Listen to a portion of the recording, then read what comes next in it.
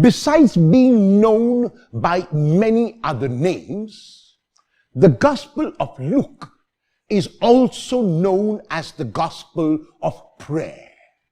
And the reason why it is known by this name is because Jesus is shown praying more often in Luke than in any other Gospel. In the Gospel text of today, the disciples realize that Jesus has gone away to a lonely place to pray.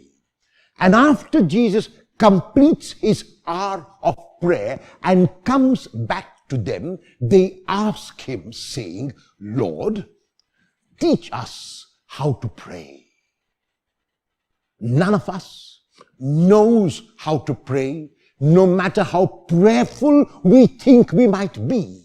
It is the Lord who teaches us how to pray like he taught his disciples.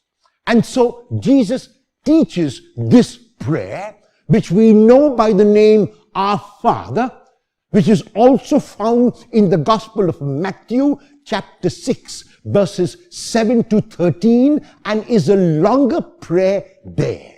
Luke's prayer is short and contains 4 petitions which we must constantly keep in our minds. The first petition in this prayer, which Jesus taught his disciples, is that everything must begin with God and not with myself.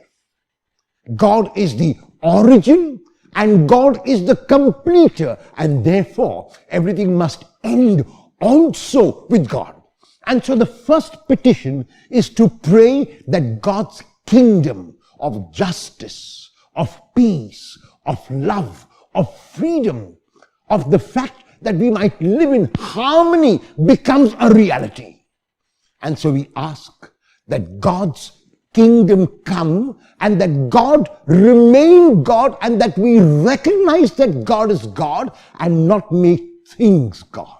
So we want God's name to be holy. We want God's name to be revered. We want God's name to be recognized as God. And we want his kingdom to come. The second petition is what might seem to us to be mundane or regular. It is the petition for our daily needs, metaphorized in the word bread. Jesus uses the word bread because bread was the staple food for people at his time. Bread is just a metaphor for our daily needs. So we turn to the Lord for bread, and Jesus knew very well that it was the baker and not God who provided the bread. And yet Jesus knew that the baker was the secondary cause, God was the primary cause. And because for Jesus, everything began and ended with God, he turns to the Father and asks for bread, which is for the daily needs. The third petition is a tremendously challenging petition, which many of us find difficult to do, and that is to forgive. Why do we find it difficult to forgive? Because we wrongly imagine that people have hurt us. If I do not allow a person to hurt me, the question of forgiveness doesn't arise. And so, even if for some reason I've allowed someone to hurt me, I forgive that person whom I think wrongly has hurt me. I let it go. I make sure that I don't hold resentment in my heart. I don't hold anger in my heart. Today, any doctor worth his or her salt will tell you that the larger majority of our ailments stem from the fact that we hold these negatives in our hearts. The negative of revenge, the negative of resentment, the negative of anger, the negative of bitterness, the negative of hating someone. Those negatives take such a hold of us that they affect the body. And that is why so many of our ailments are what we call psychosomatic.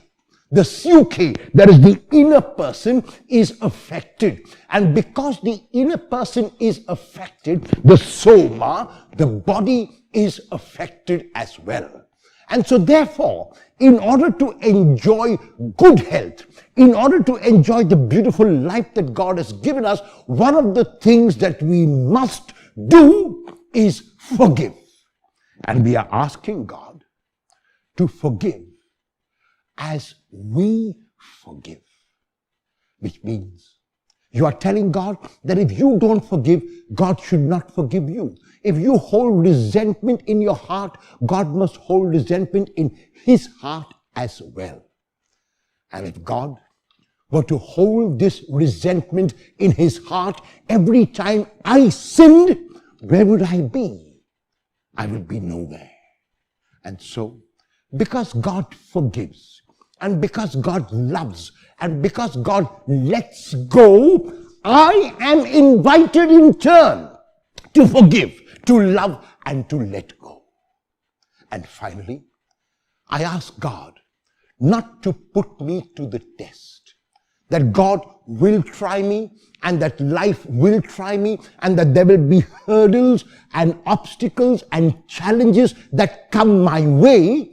But I petition God. I ask God to give me the grace to face them with equanimity, to face them with a mind and a heart that is confident that God is by my side.